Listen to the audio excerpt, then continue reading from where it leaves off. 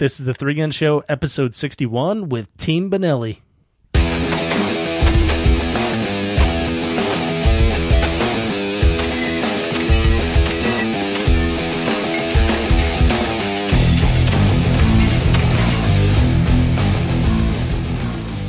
Welcome to the Three Gun Show. I'm Dave Hartman, your host. We're at the Benelli booth at SHOT Show 2016, and with me, of course, is Team Benelli, and with us is Heather. Heather, welcome to the show. Hi, welcome to the show. Yes, it's awesome. I'm so excited. I'm so nervous. I don't even know what to say. Oh, really? Oh, yeah. This is kind of a big deal, but it's not live, so if you say anything stupid, we can edit it out. I usually don't, and I probably won't, but thanks for coming by. That little falls there. I was like, he's giving you false hope. That's right. That's right. It's all going to be on the show. That's right. Also, Diana, of course, is back. Hi, Diana. Hi. How you doing? I'm good. How are you? Very well. Are you having a good SHOT Show? Yeah, it's super busy, and we've got a nice schedule out, and we're hitting everything, so we feel like we're doing a lot. We're getting around a lot and representing our companies and doing a good job. Sweet. Yeah, we had to actually wait in a waiting room to meet with you guys because you were all in other meetings. So very popular booth here at the Benelli booth. Oh, thank you. And Jacob makes another return. Welcome back to the show, Jacob. Thank you very much. It's good to have you. Are you enjoying SHOT Show as well? Or I am. My feet aren't, but everything else is. So. When I showed up, you had no pants on. What's that all about? Well, I had a kilt on. Our team captain made a deal over with 511, so we were over there representing their brand, and part of that was to do something a little different. So I had my tactical kilt on, and I did have something on underneath of it, so nobody had to, fall down, act like they dropped their pen or anything. Nice. Banana hammock or something. Yeah, like that? right. And of course, Lance always has pants on. How you doing, Lance? Doing well. Thanks for having us. We really appreciate what you do for the sport and all the advertising and promoting of people and all that good stuff. Thanks, man. Well, I appreciate that. It's good to see you guys again. And of course, Aaron still doesn't have any pants on. How you doing, Aaron? Still don't. I'm good. I'm ventilated. Yeah, there is a slight breeze in here nice. too, and you look happiest amongst everyone right now. I'm good. I'm doing good. It's a little warm under the lights. We're in the booth here. We're all crowded around, but you seem okay. Yeah. Can I hear that was a great decision by the team captain? It was a decision. It was a decision. If it was plaid, I'd be happier. But you got to take what you can get. We're working on the plaid. No, I'm liking the kilt. I've had it on for about an hour now, and I'm starting to get it, I think. Very nice. So the plaid is. I may not take it off. Ever. And I don't need to because it's a kilt. So it's going to be awkward in the shower. So not for me. So then, does it double as a towel, or do you have to use? A towel? I don't know. Like I said, I've only had it on for an hour, so I'll probably have more intel on that in the morning. Interesting. So this is a 511 thing. Did they make this specifically for you guys, or is this like I can go and buy it at the store? You can go buy it at the store. Yeah. Yep. Yeah, we were told over there a little while ago that they actually did it as an April Fool's joke a few years ago. And I guess they probably made more than one and sold a few, and now it's a real thing. So I actually have a buddy that I shoot with down in Austin who has a multicam kilt. So some of you may know Kurt Gruber. Well, he has a multicam kilt, so you're Very welcome. Nice. Well, so you wanted plaid. What kind of plaid are you going to go with? You're going to go like red and gray Benelli? I don't know. When plaid? I first started shooting, I didn't want to look like every other shooter out there. And I was in the insurance. I was in the insurance business before I started shooting, so I played a lot of golf. So I had some fairly loud golf attire, and so I just started shooting in plaid shorts, and kind of became my thing. So when I started shooting for Benelli, and we had to deal with 511, I talked to Chris and told him he had to get me some plaid, and so we're working on it. We're working on it. Scottish plaid. Scottish plaid. Right. Very nice. And then Heather and I are wearing their new tactical yoga pants. So it's got a belt loop, and you can actually wear it to the range. It's kind of pretty Tactical yoga pants. Tactical yoga pants. I love them, actually. Do you? Yeah, they work pretty nice. Are you wearing them under your 511s? Yeah, leggings. Nice. Or no, they're actually really strong and flexible. They have reinforced knees. The stitching is supposed to actually kind of help your blood flow and keep circulation. So it's not only good for shooting, it's also good for trail running. And we're pretty excited to go take these to the range and test them out and start sporting them.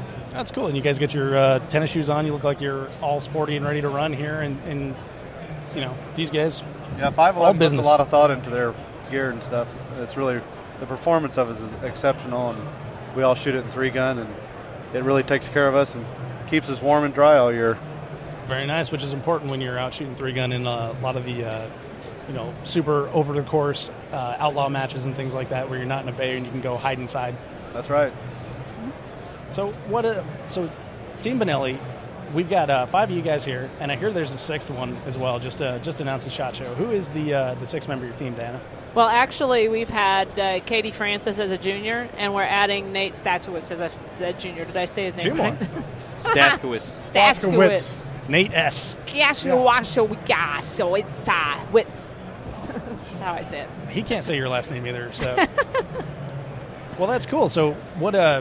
So you're expanding the team. Now you've got a couple junior shooters on there. So what's like the overall strategy for incorporating younger shooters and into the overall team here? Well, I think we have 2 great junior ambassadors in Katie and Nate. They both shoot like rock stars, and actually Nate is this is their mentors. Jake and Lance have mentored him to the point where now they're scrapping with Nate to actually get those first place finishes. So the student is surpassing the mentors. I'm going to go train with them. Yeah, right. It's been hard to beat him back lately. This last 3 or 4 months has been he's been on our shirt tails, and sometimes we've been on his shirt tails. So he's a great addition to the team. He's a great ambassador, great kid. Aaron picked him up shooting pistols for him as well. So he's really integrated into the family pretty quickly around here. So, well, that's good. And so you mentioned Aaron, and of course Aaron Hayes Custom Guns, and it seems like everyone's rocking a Hayes Custom gun these days. It's all I see out there, and it's like the new hotness. So I know that everyone here shoots one still. yes. Oh Yep. yeah. Yep. So what is it that Aaron does other than ask pretty please shoot my pistol that makes it stand out? Yeah. Jacob knows. So Aaron tells me I'm the biggest pain in the ass to build a pistol for ever. I can't believe that. And he's right. Yeah, I am. So one of the things that's a little different is, and I tell people this all the time, you can get pistols almost anywhere in this industry. You can have people build you custom guns almost anywhere in this industry. But the difference is having somebody where if something's not exactly the way you want it, that you can make a phone call to somebody that you know their face, they shoot the sport, they know who you are, and they don't mind that. The customer service, they give back to the people who buy and have loyalty with them, and I found that to be very true. They sent me a gun in the white, hadn't been coated yet. I looked through it, did a few little tweaks that I like just because I got big old mammoth hands. A couple small things, they're always there. They're a text or a phone call away. I'll be taking delivery of it here in a couple days, and I have no doubt it's going to be perfect. So that's really the difference. Is it's the customer service after the sale is kind of the big thing, and it is exceptionally accurate. So, and it just looked really super sexy too. Well, thank you. Beautiful. It's like if I was a pistol, that's what I would look like. Well, that's kind of what I was thinking. Is like long dust pistol cover, looks heavy familiar. Well, one of the things that people may not know because he doesn't have the same last name, his family is the Clark family, Clark Customs.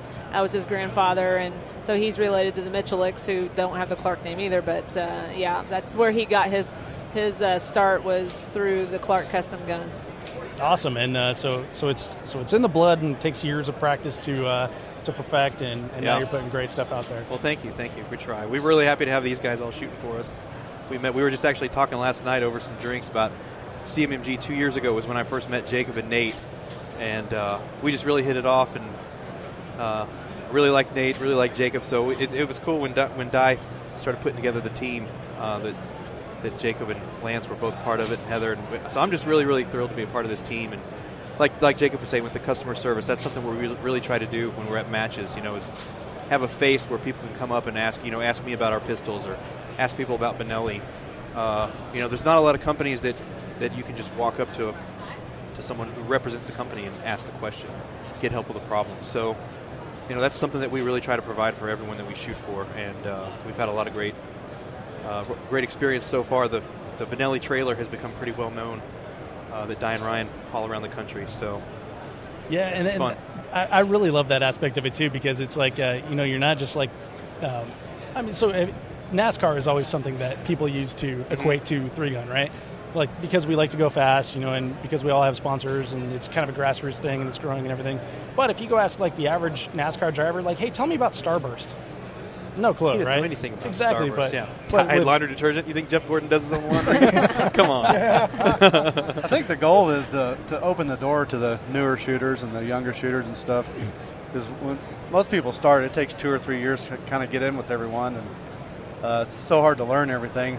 So we try to get out there and help the younger people, help the new people, show them the tricks of the trade, so they don't have to spend 3 years going through all the gear and learning all the movements, all the ways to load guns, shoot guns, all that kind of stuff. So that's kind of the goal of, I think, everybody, to spread it back to the industry.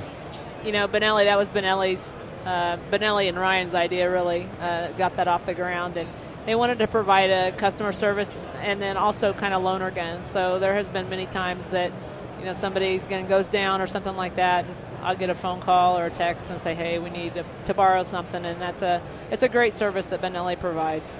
And then all the rest of our sponsors that get to come along as well. So it's good for everybody.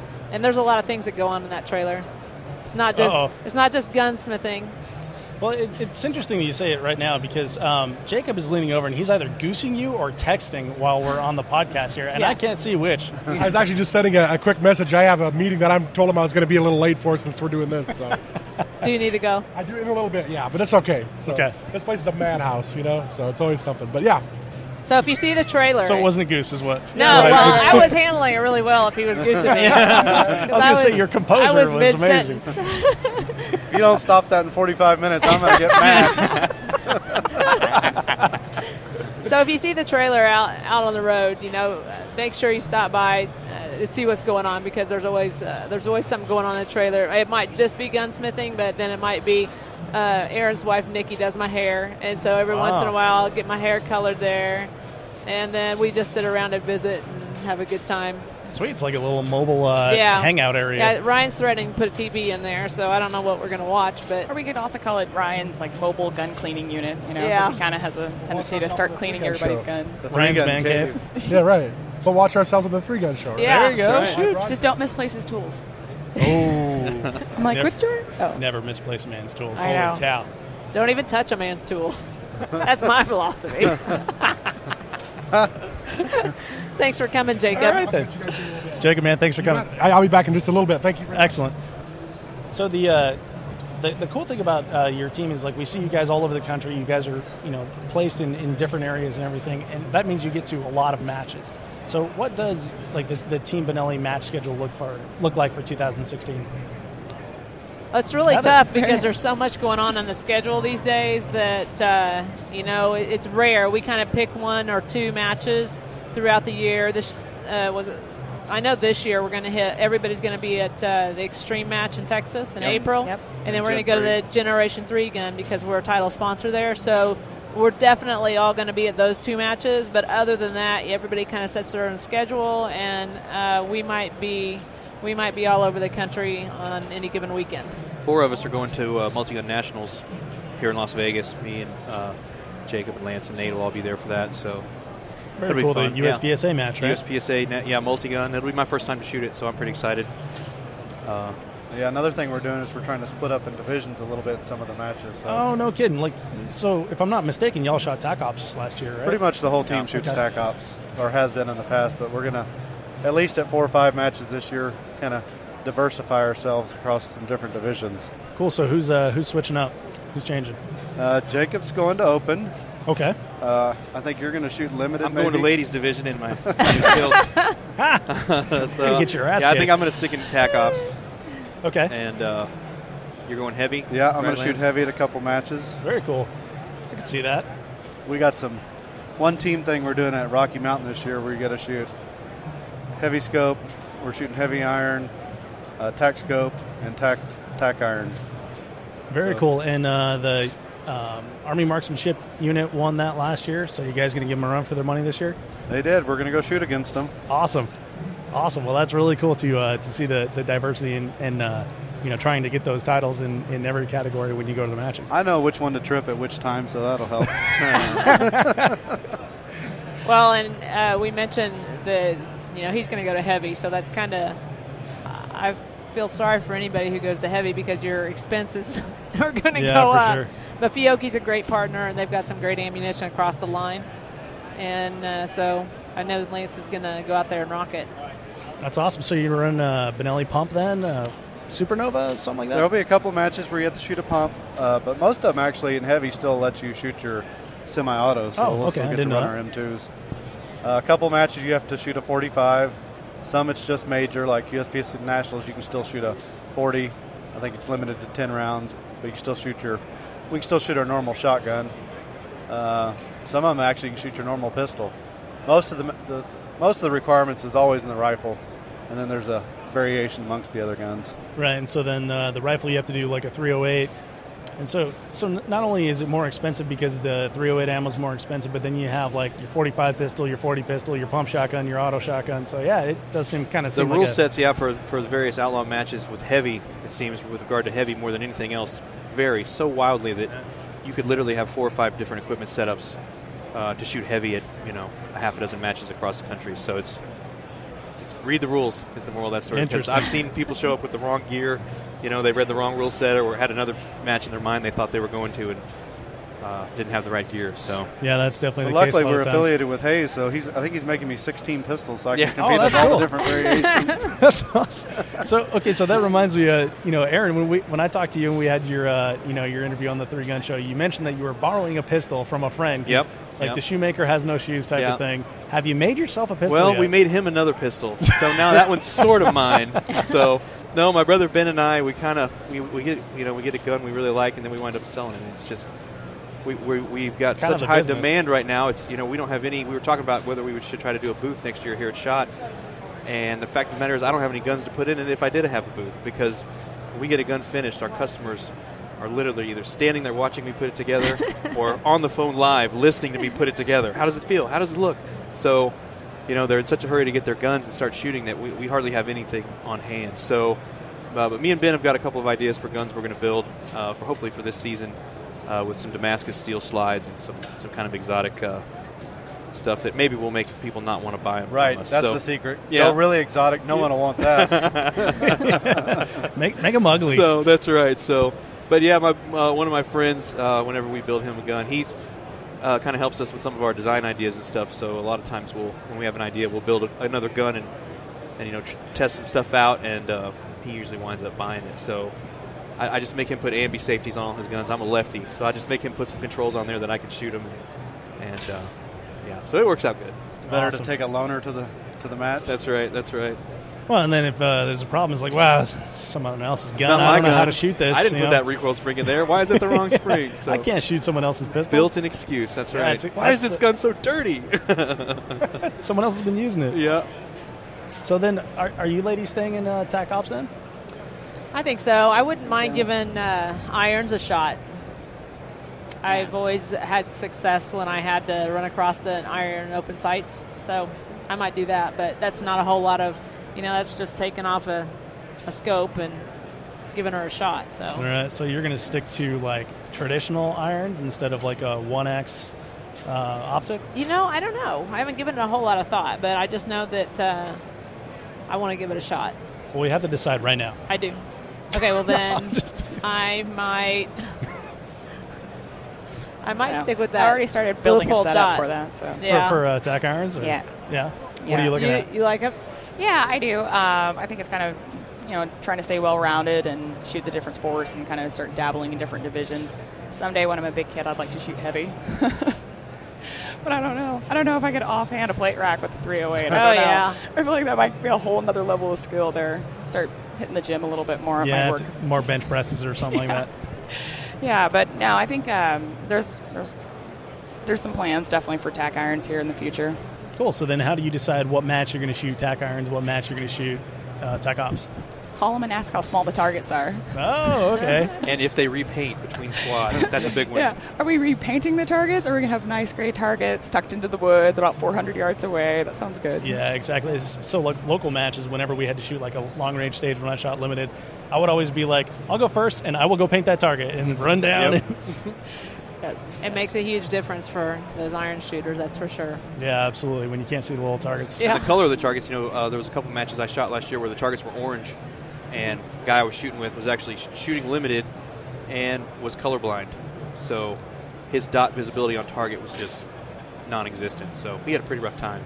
So that sounds terrible. Asking what color the targets are is important too. So and that's why Loophole makes scopes. That's right. It's magnified enough so you can see the target. Yeah, then you don't have to worry about trying to see the target. I am partial to my 1 to 6. I don't know. We'll see. Yeah, the 1 to 6 is good, but I don't know with the LCO out there. You know, maybe one of us might. It might be like this. This is my. Yeah. Oh, she's shooting irons. So I haven't made it to the Loophole booth yet. What is the LCO? The LCO is the red dot. They had the prismatic, and they went to the LCO. So it's like I don't know the rail. I don't know the rail size. It's the regular mil spec. Help me out here. here. Picatinny rail. And they also came out with the Devo this year. Yeah, the Devo is the big deal. That's the pretty Devo is the 6-degree offset. So basically, you put your LCO or any kind of red dot. You can use any red dot on it, but it goes in front of the Devo. And the Devo, I know this is a radio show, but the Devo jets out. We can totally hear where your hands are right now. But the Devo jets out around. Thank you. It jets out around the dot and gives you a 6-power scope. So basically, you mount your gun, you're looking at your red dot, and 6 degrees down is going to be your field of view for 6 power. So you can go from 1 to 6 just by shifting your eyes. Sweet. It sounds like a fun scope. Have any of you shot that one yet? Yes, we have. We tried it out here. They've got a simulator over there. Yeah, really? If you're here at SHOT Show and you're listening to this, is this going to air now? Is it live no, but it's later? Oh. We can tell people what they missed out on. Yeah, they have a really, really nice, what is that? Is it a laser? It's a simulator machine. It's like a $25,000 booth. It's the best dry firing I've had in a while. They set it up so it pops it up on screen. You can shoot at targets or groundhogs. So you got the fast acquisition with the dot, and all you do is slightly look down, and you got the focus. So you can go from a dot covering up an animal to being able to shoot him wherever you want, behind the shoulders and the head, whatever. You get that kind of a magnification. It's really awesome. That sounds pretty cool. We're going to have to head over to the Loophole booth then. Definitely do that. We'll be over there tomorrow afternoon. Yep, working it. Sweet, we'll have to come check it out and check out the Devo. Okay, then. I'll get you that time. So I understand that it's like 2 optics, though. Is that considered 2 optics? Yes. Put you in open then? Yes. Oh, yes. Okay. So then, just hugging. Jacob's going to be running open. Is he going to be shooting one of those? How are you doing? Open, you still run a magnified scope. Right. But then that Devo's magnified, right? Yeah, but you still can shoot a traditional scope, 1 to 6, 1 to 8. Right, and then offset. Open, you can shoot a bipod and all that kind of stuff. So you want a lot of scope on a gun like that to try and make up some efficiency there. Oh, okay, I gotcha. Yeah, open, they used to shoot more higher power magnified scopes and then have like the offset red dot. But now with the modern 1 to 6 and 1 to 8s, you'll see a lot of guys in open don't even use their offsets. It's just faster to use the 1 power. Right, and I think, Heather, you shot open in Rocky Mountain, wasn't that right? Didn't you jump to I did shoot open, but I was actually running pretty much my TAC op setup, yeah. Okay, yeah, so there's a good example of running. There were a few moments where having a bipod came very useful. So. Yeah. You do have a dot on a pistol and stuff, but quad loading has changed open and TAC optics that there's not that big gap anymore. And everyone's learned to load a shotgun so fast that whether you're using sticks or huge capacity guns, they're just not making up a lot of ground anymore. Man, it's interesting that TAC ops and running TAC ops gear in open can hang so close with all the rest. It's amazing the technology that's come along for loading shotgun, like you said, and variable optics and everything. Yeah. So we've covered match schedule and everything. So is there anything Team Benelli is doing this year that has got you excited that you're kind of building upon the success of last year? Everybody's looking at me. Yeah. You started rocking, so you made me nervous. I think that we knocked it out of the park last year. I'm super excited about the team that we put together. I'm really pleased with our performance. I'm pleased with our personalities. I'm pleased with everything that accomplished everything that I had wanted to set out. And I think Benelli feels the same way. So we're just going to go with more of the same this year. We want to make sure. I'm working a lot on the Second Amendment. I know everybody has a heart and passion for that, but there's also training opportunities and working with our sales guys to get out into the field. Let's say we're on the East Coast for 2 weekends, 2 bookend weekends, and we've got some time in between. So we want to reach out to our sales guys and our distributors and see if we can't do anything for them at events. Oh, cool. Yeah, and also maybe try to get in some media plugs, get into the local TV stations and tell them about our shooting sports, and just let people see guns on TV in a good, positive focus as opposed to what they usually see in mainstream media. Yeah, totally. I like that. I like that focus. Another thing we're doing is mixing it back in with the hunting as well. So, got competitive shooters, hunters. Benelli feeds both of them, so we've done a little cross-pollination with that. We did a little bit of it this year, and we're looking to do some more next year. Yeah, it's cool. I got to see you and Nate and Jacob, right, going on a pheasant hunt. Oh yeah, got to go pheasant hunt with Wildlife Pursuit, and we shot some birds. Mixed the competitors with the hunters, and vice versa. The next day they came to a 3-gun match. We really hooked them up with some gear and took them out there, and they shot our sport. How did they do? Great. Yeah. No. A couple of them are really interested. They've already bought all the new gear, and they're going to be in 3-gun competitors this year. It's funny how addicting it is. Like, you just get like a little bit of taste of competition, and maybe it's just like the human competition gene or whatever. Well, it really is, and the hunting population is so much bigger than the shooting sports. So we really want to make sure that those hunters know that they can do something more with their guns than just a certain season. 3-gun doesn't have a season, so if you're in the South, you can do it all the time. Yeah. Well, yeah, and so hunting, definitely has a season, and then a lot of people are like firearms enthusiasts, and then they just have to hang them up, when the season's over. So 3-gun's a nice way to bridge that gap. Right, and I really feel like the people in 3-gun, most of the shooting sports, but 3-gun especially, I really feel like we're a very approachable people, and we're fun to hang out with. We're fun. We're cool. Just ask us. So sweet. So if you see, Team Benelli at a match, come hang out with them. Check out the trailer. Ask questions. Ask to borrow a shotgun. Aaron will build you a pistol, and he'll ask you to borrow it back. Get your hair done if you're lucky. If Nikki's got the appointment available. That's right. That's great. So any final thoughts before we let it go here? Try to rust up our feet for next year at SHOT Show. Yeah. Yeah, we really appreciate one of the things I will tell you to go look at before you leave is our new 28-gauge Ethos. The Ethos has been out for a couple of years, but this year they worked with Fiocchi to build a special load, a 3-inch load. Oh, so cool. You're getting kind of the punch of a 20-gauge heavy field load out of a 28-gauge. And we had the media day. We were getting that gun's barrel was never, ever cool. It was just smoking hot the entire day. Nice. So a lot of fun to shoot and pretty to boot. So it's very light, recoilless. It's awesome. Cool. Well, I'll have to check that out. So everyone, thank you very much for being on the 3-Gun Show. This is fun, and can't wait to see you on the range this season. No, thanks for what you're doing for the sport, really. We're ready to get back out there and start shooting again. Pew, That's pew. right. Absolutely. So, thanks, Dave. Thank you so Cabin much. fever. Thanks, Dave. I hope you enjoyed that interview with Heather Miller, Diana Muller, Jacob Betzworth, Lance Dingler, and Aaron Hayes of the Benelli shooting team. You can find links to everything that we talked about, including everyone's individual interviews on the 3-Gun Show, at 3gunshow.com/episode 61. Now remember, Thursdays are 3-Gun Thursday for Benelli's, so stay tuned to Benelli's Facebook page for more info. One cool development for the show is that we're now on YouTube, and you can check that out if you want at 3gunshow.com/YouTube. And what I've got up so far is basically a few of the past interviews that you can listen if that format's better for you, and expect some videos of the interviews and range footage in the future. And then again, that's 3gunshow.com/YouTube. Now, as I've mentioned before, leaving a review greatly helps the show more than you know, and you can do that in iTunes at 3gunshow.com/iTunes. I got a couple I want to read this week. They've been pouring in, which is really cool. So the first one here is by Overly Frank. And he says, best resource for the sport, 5 stars. Good humor mixed with valuable insights from the best competitors and most interesting people. Dave does a great job bringing out the best and worst in people. Hope you can keep this up and bring more people into 3-Gun. Thank you. Thanks, Frank. I hope to keep this up. That's the plan. And then we've got one by RG Porsche.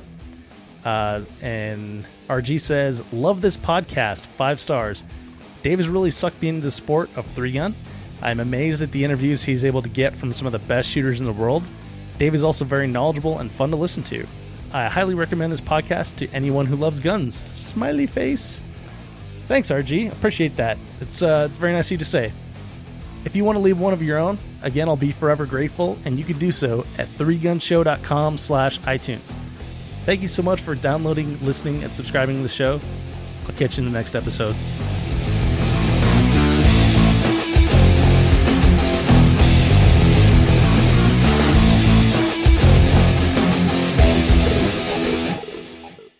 If you are finished, unload, show clear.